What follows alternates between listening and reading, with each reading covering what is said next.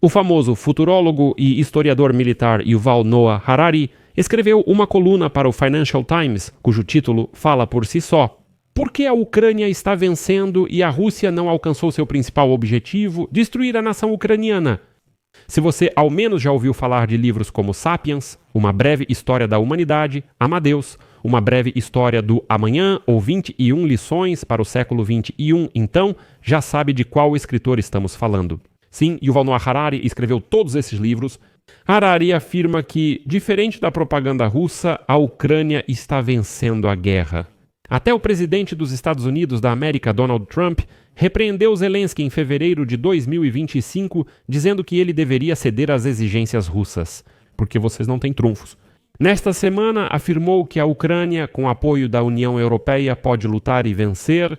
Neste artigo, Yuval Noah Harari compartilha suas ideias sobre a história do conflito, principais episódios e conclui que a Ucrânia está vencendo. E, sabe, pessoalmente eu gostei tanto desse pequeno artigo que decidi compartilhá-lo com vocês neste episódio. E aqui está uma das ideias que Harari expressa. Em 2025, o elo fraco da defesa ucraniana está nas cabeças de seus aliados ocidentais. E então ele explica que é justamente a Ucrânia que será o maior ativo militar europeu. Por isso, a Ucrânia já deveria ontem ter transmitido isso à sociedade europeia. Meu nome é Alexei Petty. Vamos analisar juntos este excelente artigo. Yuval Noah Harari, esse é realmente um dos meus favoritos, então quero compartilhar esse artigo com vocês e nós vamos discuti-lo, o que Yuval Noah Harari nos diz e quais previsões ele faz nele. Antes de começarmos, quero lembrar que neste canal do YouTube saem todos os dias várias matérias analíticas de notícias, para que você fique por dentro de absolutamente todas as notícias. Por isso, recomendo que você se inscreva neste canal do YouTube e também siga o canal do Telegram Petty News. O link está na descrição do vídeo. Lá, publicamos notícias em tempo real. Então, sem mais delongas, vou citar o artigo de Yuval Noah Harari.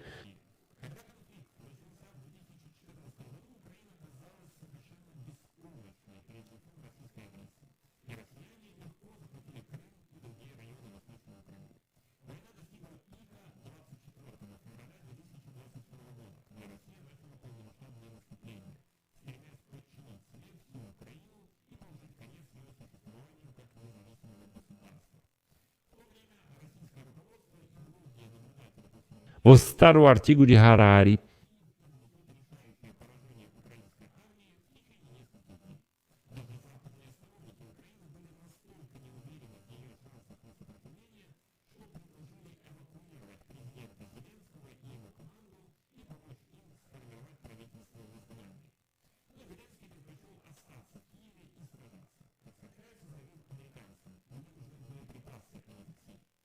As forças ucranianas, claramente não superiores em armamento, surpreenderam o mundo ao repelir o avanço russo sobre Kiev. No final do verão de 2022, o exército ucraniano lançou uma contraofensiva, conquistando duas grandes vitórias nas regiões de Kharkiv e Kherson e libertando uma parte significativa do território ocupado pelos russos na primeira fase da invasão. Desde então, mesmo com alguns sucessos de ambos os lados, a linha de frente quase não mudou. A Rússia não tenta criar a impressão de um avanço incessante. Desde a primavera de 2022, eles não capturaram nenhum alvo estratégico importante como Kiev, Kharkiv ou Kherson. Em 2025, ao custo de cerca de 200 a 300 mil mortos e feridos, o exército russo capturou só uma estreita faixa devastada da zona fronteiriça. De acordo com os dados mais confiáveis, cerca de 0,6% do território total da Ucrânia. Se o ritmo atual continuar em 2025, teoricamente a Rússia precisaria de cerca de 100 anos e dezenas de milhões de vítimas para conquistar o restante da Ucrânia.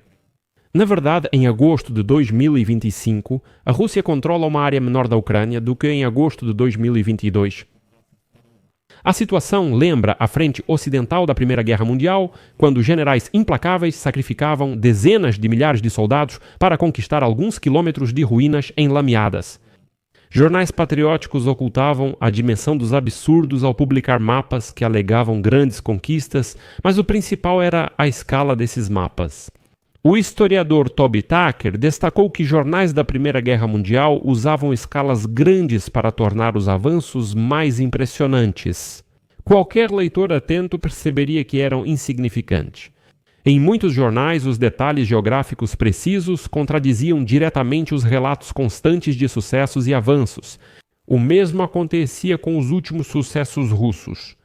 Para a Ucrânia, retiradas táticas fazem sentido militarmente, pois preservam forças e vidas de soldados.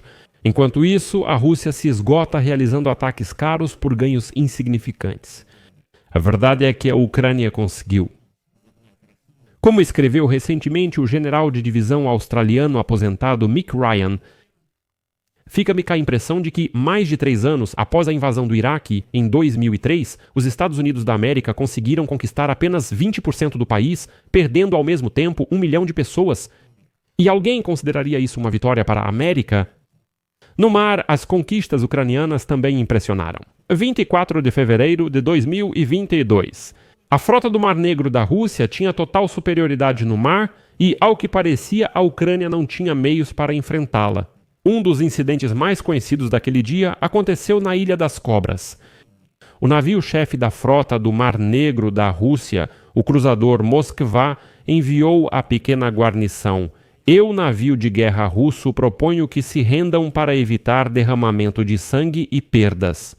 Em resposta, a guarnição ucraniana transmitiu: "Navio de guerra russo vai se foder." A Ilha das Serpentes foi capturada pelos russos, mas em junho de 2022 os ucranianos a reconquistaram. Nessa época, o cruzador Moskva e muitos outros navios russos já estavam enterrados no fundo do Mar Negro. Graças ao uso inovador de mísseis e drones, os ucranianos conseguiram neutralizar a superioridade naval da Rússia, mudando a própria natureza da guerra marítima, e forçaram o que restou da frota do Mar Negro russa a buscar refúgio em portos seguros longe da linha de frente. No ar, a Rússia também fracassou. Enquanto durante a guerra de 12 dias com o Irã, em junho de 2025, Israel assumiu o controle do espaço aéreo iraniano, em cerca de 36 horas, sem perder uma única aeronave tripulada, a Rússia ainda não conseguiu estabelecer o controle do espaço aéreo da Ucrânia. A Força Aérea Russa sofreu perdas graves, inclusive após um ataque ucraniano a bombardeiros estratégicos russos em junho. A Rússia respondeu usando mísseis de longo alcance e drones para aterrorizar as cidades ucranianas. A Ucrânia se absteve de retaliar e, pois em geral, evita ataques a alvos civis na Rússia. No entanto, drones ucranianos demonstraram uma capacidade significativa de atingir aeródromos e instalações de infraestrutura, especialmente refinarias de petróleo.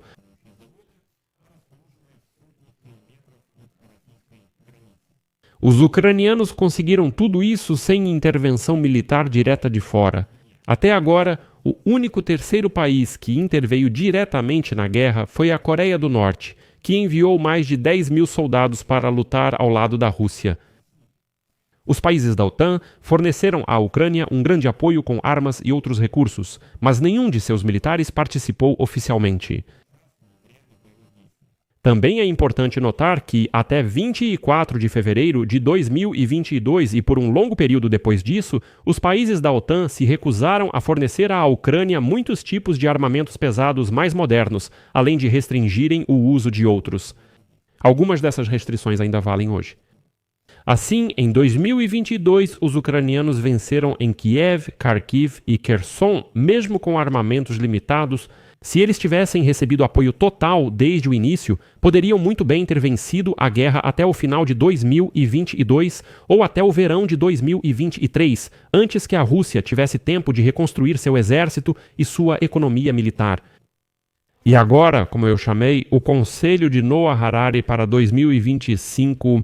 O elo mais fraco da defesa da Ucrânia ainda está nas mentes de seus amigos ocidentais. Como a Rússia não conseguiu obter superioridade no ar e no mar, nem romper a defesa ucraniana em terra, a estratégia russa é contornar as posições ucranianas atacando à vontade dos americanos e europeus. Espalhando propaganda sobre a inevitabilidade da vitória russa, os russos esperam que americanos e europeus desanimem, retirem o apoio à Ucrânia e a forcem a se render.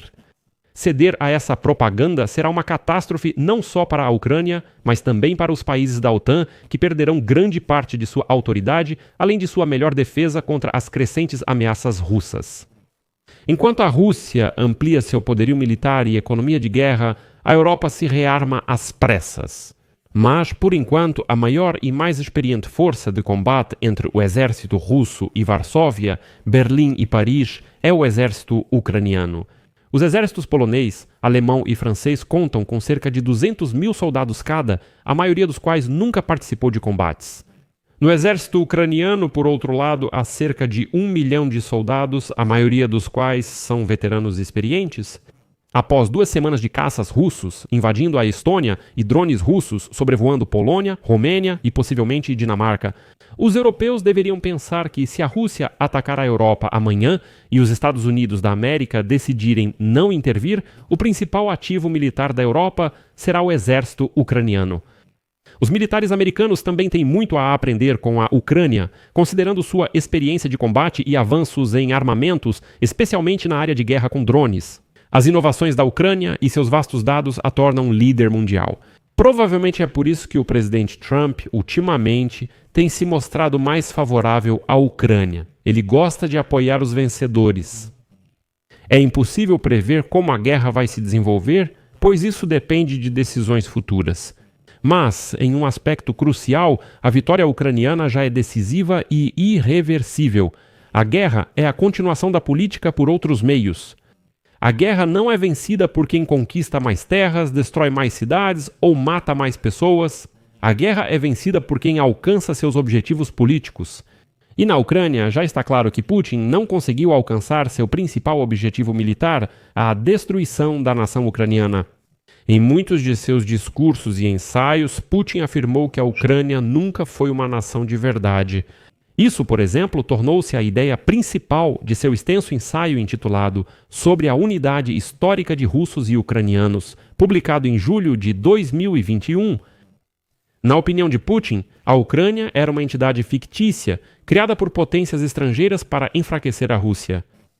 Putin iniciou a guerra para provar ao mundo que a nação ucraniana não existe, que os ucranianos, na verdade, são russos e que, na menor oportunidade, os ucranianos entrariam com alegria para a mãe Rússia.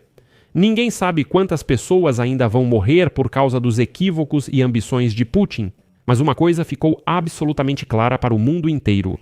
A Ucrânia é bem real, é um país ucraniano e milhões de ucranianos estão prontos para lutar até a morte para manter a independência da Rússia. As nações não são feitas de pedaços de terra ou gotas de sangue. Elas são feitas de histórias, imagens e memórias na mente das pessoas. Independentemente de como a guerra se desenrole nos próximos meses, a memória da invasão russa, das atrocidades russas e dos sacrifícios ucranianos continuará alimentando o patriotismo ucraniano. Para as futuras gerações, este é um artigo maravilhoso de Yuval Noah Harari, autor de best-sellers mundiais, especialmente do livro Sapiens.